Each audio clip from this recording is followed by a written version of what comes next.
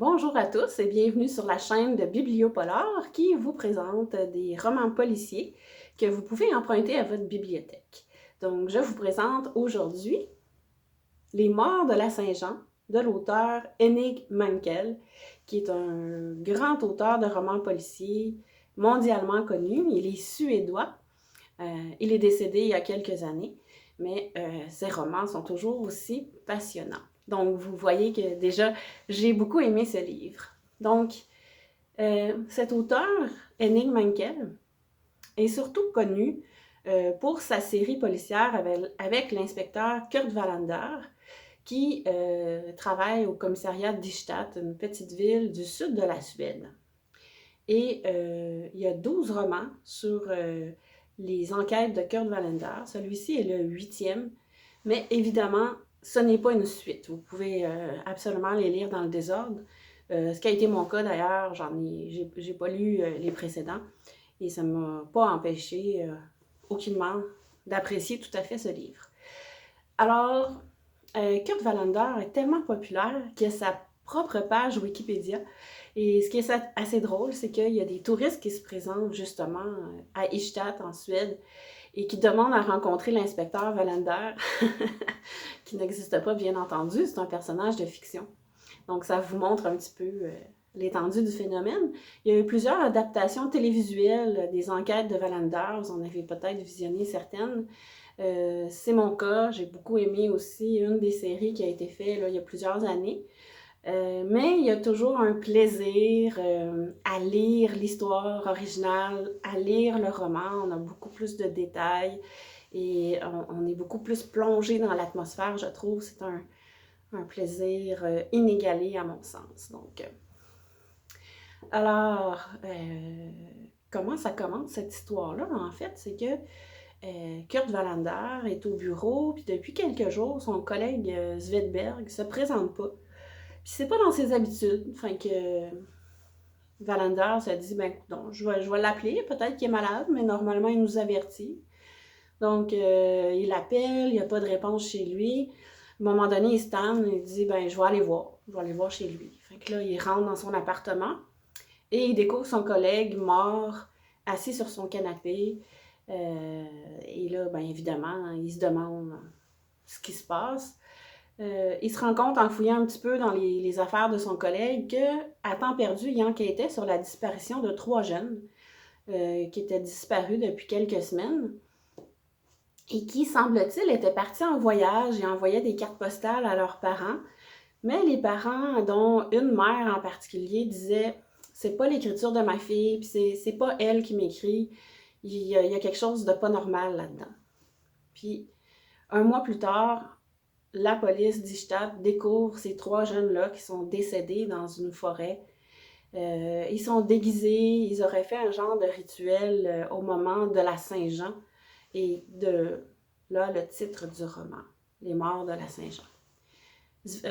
Kurt Wallander pense que ces 2 meurtres-là sont liés et c'est là que commence son enquête.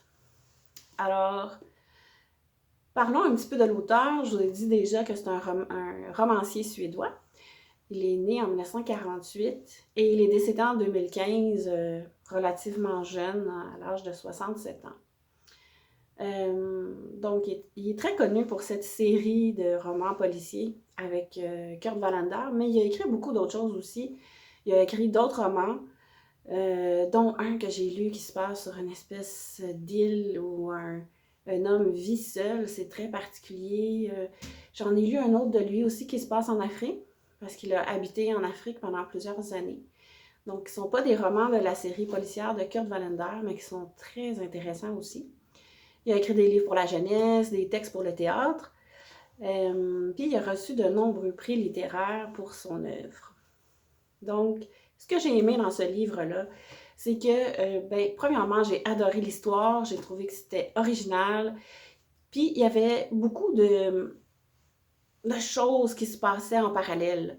Tu sais, c'est pas une histoire, une intrigue qu'on suit de façon linéaire. Il y a toutes sortes de choses qui se passent à côté. Le fait que le collègue soit décédé aussi, on se demande si c'est le même meurtrier qui a tué les jeunes. Donc, tout ça est bien intéressant à suivre et bien mystérieux. Le rythme est enlevant, c'est bien écrit. Honnêtement, c'est difficile de poser le livre parce que on veut savoir ce qui se passe, on veut savoir la suite. Nous aussi, on attend les résultats des autopsies, on attend que, par exemple, Wallander rencontre un témoin. Il n'a pas le temps d'y aller aujourd'hui, il va y aller demain. Donc, on a hâte, nous aussi, à demain pour entendre ce que ce témoin-là a à dire. Donc, on a vraiment l'impression, moi j'ai eu vraiment l'impression d'être dans la tête de l'inspecteur, de réfléchir avec lui, de faire l'enquête avec lui en fait. On mène l'enquête avec lui. Donc je me sentais pas comme en retrait ou comme spectateur, comme ça arrive avec certains romans. J'ai vraiment eu l'impression de vivre l'enquête moi-même. C'est ça, ce qui était vraiment, vraiment le fun. Donc, ben, c'est ce qui est remarquable en fait avec ce roman-là, c'est que c'est pas juste une intrigue policière qu'on suit de façon logique. Il y a tout un côté psychologique aussi qui est très développé. La psychologie du personnage principal est très développée. Donc, c'est ce qui rend en fait son personnage si humain, si accessible et qui fait qu'on s'attache à lui en fait. Donc, oui, j'ai vraiment aimé ça, puis j'aime le personnage de Kurt Wallander. Ce que j'ai aimé aussi, c'est que je trouve que les descriptions de lieux, de paysages sont vraiment intéressants. C'est pas majeur dans le roman, là, c'est pas prédominant, ça prend pas beaucoup de place, mais j'ai encore le souvenir de, de l'atmosphère dans la cour de la maison de Wallander, où il va souvent s'asseoir pour réfléchir à l'enquête, le bruit du vent dans les champs, j'ai l'impression que je sentais moi-même ce vent sur mon visage pendant que je réfléchissais avec Kurt Wallander à cette enquête.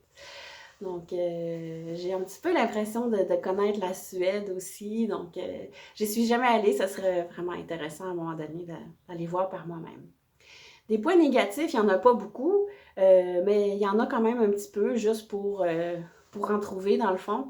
Mais ouais, non, c'est vrai que c'est un petit peu macabre.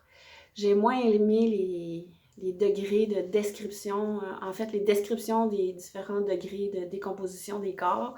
Ça, c'est quelque chose qui, moi, m'intéresse moins.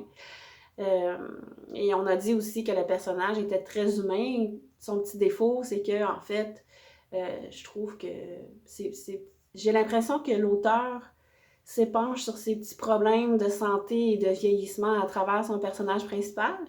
Puis ça, ben, ça m'intéressait un petit peu moins. Donc, j'ai adoré ce livre. Bibliopolar donne la note de 5 sur 5. Et je vous invite à le lire, à vous le procurer, à le lire le plus tôt possible. Voilà, à bientôt!